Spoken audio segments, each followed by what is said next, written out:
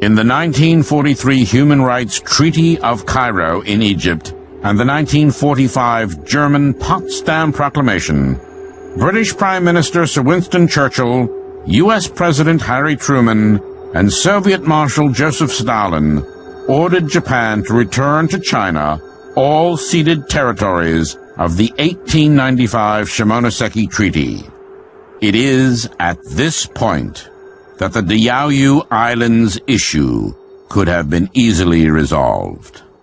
The Diaoyu, or Senkaku Islands as they are now called by Japan, were not part of the Shimonoseki Treaty because Meiji Imperial Japan had annexed the islands in 1895 in a moral infringement against China's sovereignty. Japan treated the islands as war booty and incorporated them as part of the Okinawa Prefecture.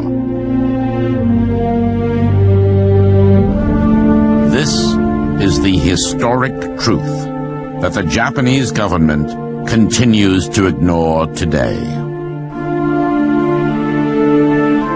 In this connection, it is interesting to note that only in 1900 did Imperial Japan adopt the name Senkaku for these islands, that had always been known since ancient times by their Chinese name, the Diaoyu Islands.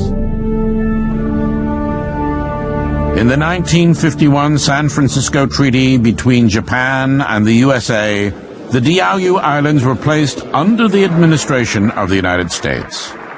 In vain, both Beijing and Taiwan protested this U.S. administration of the Diaoyu Islands.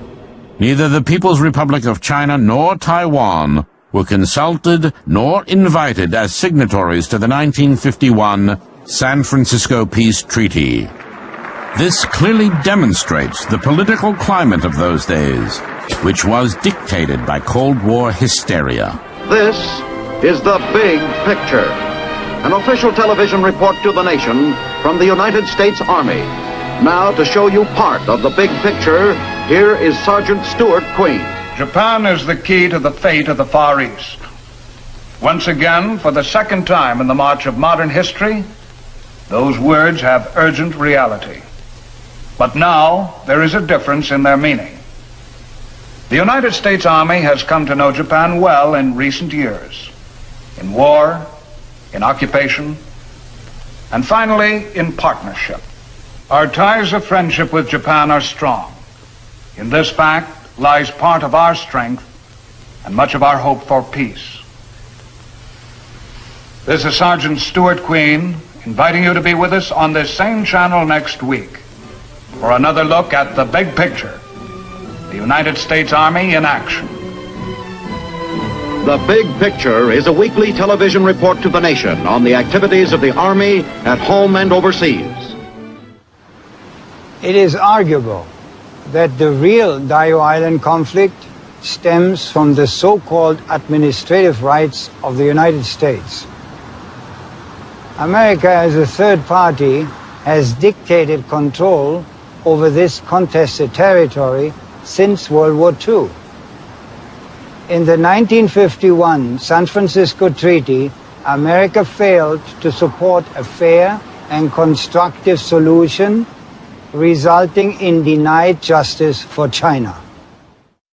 The uninhabited Diaoyu Islands lie northeast of Taiwan and west of Okinawa. The territory consists of 5 small islands and 3 rocky outcroppings, representing a total landmass of no more than 7 square kilometers or 3 square miles. The Diaoyu Islands are already shown as part of China in the early maritime charts of the famous Chinese navigator Chang He, a favorite of the Ming Dynasty Emperor Yongle, who reigned from 1402 to 1424. Chang He commanded a massive fleet of ships that sailed all over Asia, Arabia, and Africa. At that time, China had the largest fleet on Earth. In contrast to the later European imperial colonialists, the Chinese explorers did not plunder or enslave the newfound lands, but only introduced their culture, exchanging gifts and spreading goodwill. The voyages of Chang He were diplomatic landmarks. Another historic fact is that Japanese maritime charts of 1783, as well as the official 1876 map of Imperial Japan, show that the Diaoyu Islands were not part of Japan.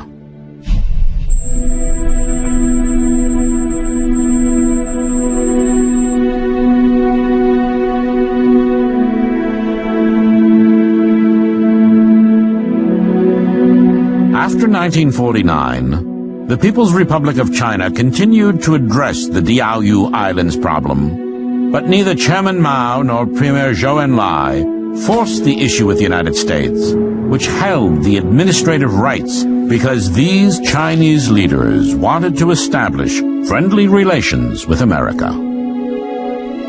In the 1971 Okinawa Reversion Treaty, the United States appointed Japan as administrator of the Diaoyu Islands.